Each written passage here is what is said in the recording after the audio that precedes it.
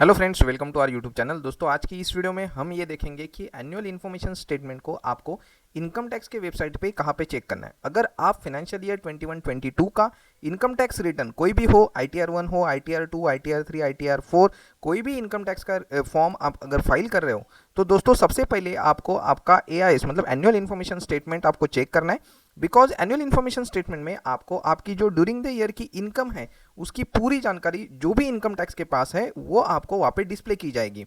Last year तक दोस्तों हम जब इनकम टैक्स का रिटर्न फाइल करते थे हम रेफर करते थे फॉर्म 26A को, बट गवर्नमेंट ने अब फॉर्म 26A को मॉडिफाई करके अभी एक नया फॉर्म जो कि लास्ट ईयर ही गवर्नमेंट ने इंट्रोड्यूस कर दिया था, उसका नाम है एनुअल इन्फॉर्मेशन स्टेटमेंट।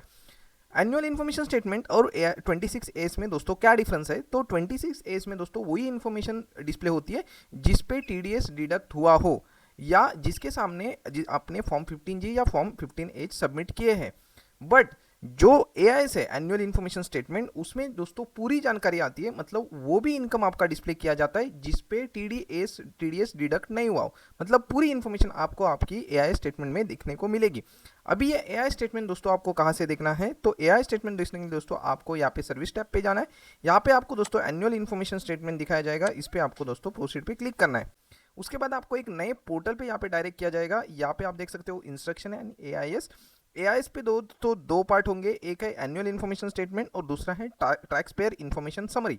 अभी टैक्स पेयर इन्फॉर्मेशन समरी में दोस्तों आपको जो आपके इनकम से जैसे इंटरेस्ट होगा, डिविडेंड होगा, सैलरी होगी, कैपिटल गेन होगा, इसका सिर्फ आपको समरी दी जाएगी। अगर उस समरी का आपको डिटेल में अगर ट्रांजैक्शन वाइज रिपोर्ट्स देखने तो आपको एनुअल इन्फॉर्मेशन स्टेटमेंट में दोस्तों जाना होगा।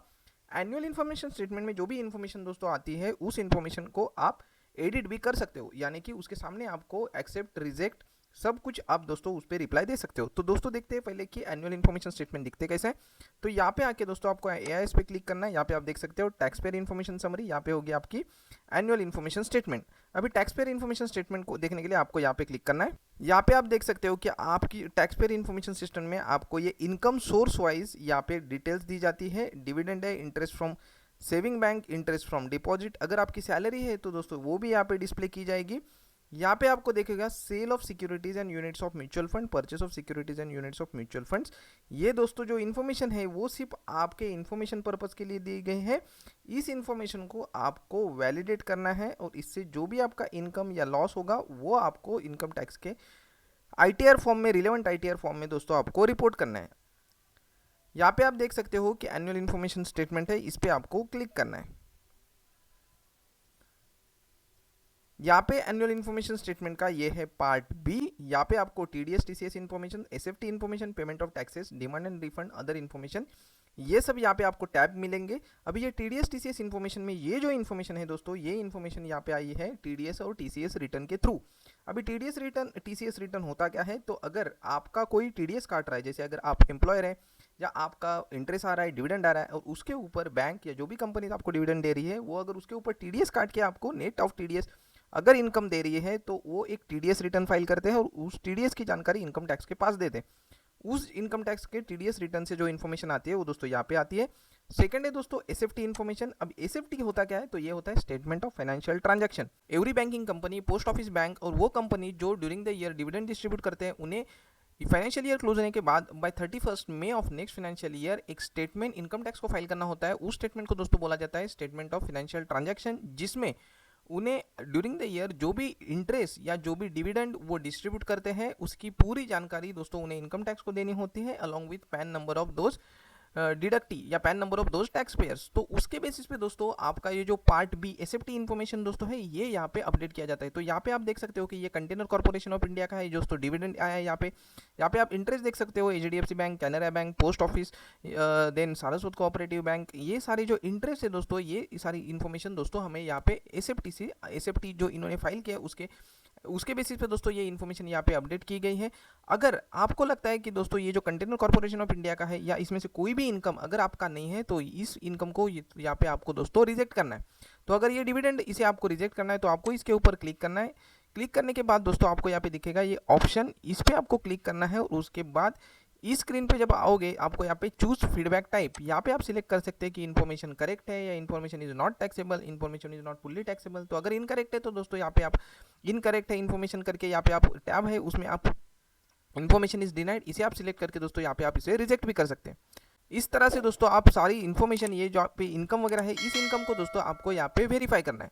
सेकेंडली इसमें दोस्तों वो भी इन्फॉर्मेशन आएगी अगर ड्यूरिंग द ईयर आपको कुछ कैपिटल गेन हुआ है, ड्यूरिंग द ईयर आपने अगर कुछ शेयर्स वगैरह परचेस किए तो उसकी इन्फॉर्मेशन भी दोस्तों यहाँ पे आपको दी जाएगी। ये आप देख सकते हो यहाँ पे ड्यूरिंग द ईयर ये जो म्यूचुअल फंड परचेस किए उसके कंसिडरेशन दोस्तों आपको यहाँ पे दिखेगा। अगर सेल ऑफ इक्विटी शेयर्स है उसकी भी इन्फॉर्मेशन दोस्तों यहाँ पे है। देन परचेस ऑफ सिक्योरिटीज है उसकी भी इन्फॉर्मेशन यहाँ पे दोस्तों, ये सारी इन्फॉर्मेशन है जो है दोस्तों आपको वैलिडेट करनी है। इसे अगर आप इसे वैलिडेट नहीं करते हो तो दोस्तों हो सकता है कि आपको ये इनकम टैक्स का रिटर्न फाइल करने के बाद दोस्तों इनकम टैक्स के पास से नोटिसेस आ सकते हैं, जो कि लास्ट ईयर में काफ़ी सारे लोगों को इनकम टैक्स की नोटिसेस, जो कि हाई वैल्यू ट्रांजैक्शन के नोटिसेस इनकम टैक्स ने काफ़ी सारे एसएससीज को भेज दिए थे। अगर आपने ड्यूरिंग द ईयर कुछ पेमेंट ऑफ टैक्सेस किया है, जैसे कि आपने सेल्फ असेसमेंट टैक्स वगैरह पे किया है या एडवांस टैक्स वगैरह पे किया है, तो उसकी इन्फॉर्मेशन दोस्तों यहाँ पे डिस्प्ले की जाएगी। डिमांड रिफंड में दोस्तों यहाँ पे अगर आपको कुछ डिमांड है या आपको कुछ रिफंड आया तो इसकी इन्फॉर्मेशन यहाँ पे आएगी। अदर इन्फॉर्मेशन जो भी इनकम टैक्स के पास है वो दोस्तों यहाँ पे डिस्प्ले की जाएगी। इस तरह से दोस्तों आपको आपका AIS जो है वो आप रिटर्न फाइल करने से पहले यहाँ पे आपको चेक करना है, सो दैट सारे सोर्सेस ऑफ जो आपके इनकम है उस इनकम सोर्सेस को आप वैलिडेट करके आपके इनकम टैक्स रिटर्न में आप शो कर सकते हो। और उसके अगर आपको कुछ टैक्स लायबिलिटी पे करने आती है तो दोस्तों आप उसे पे कर सकते हो। अगर विदाउट AIS देखे बिना अगर आप फॉर्म 20 आपका इनकम टैक्स का रिटर्न अगर फाइल करते हो तो दोस्तों हो सकता है कि कभी आपका कोई भी इनकम सोर्स हो वो आप डिस्क्लोज करना भूल जाए और रिटर्न फाइल करने के बाद दोस्तों आपको उस इनकम टैक्स के पास से दोस्तों नोटिसेस आ सकते हैं। तो ये वीडियो दोस्तों यही तक था। अगर वीडियो आपको अच्छा लगा, वीडियो को लाइक, चैनल को सब्सक्राइब और दोस्तों बेल आइकन। आने वाले नेक्स्ट वीडियो में दोस्तों देखेंगे हम कि ITR 2 को हम ऑनलाइन किस तरह से फाइल कर सकते हैं। Thank you.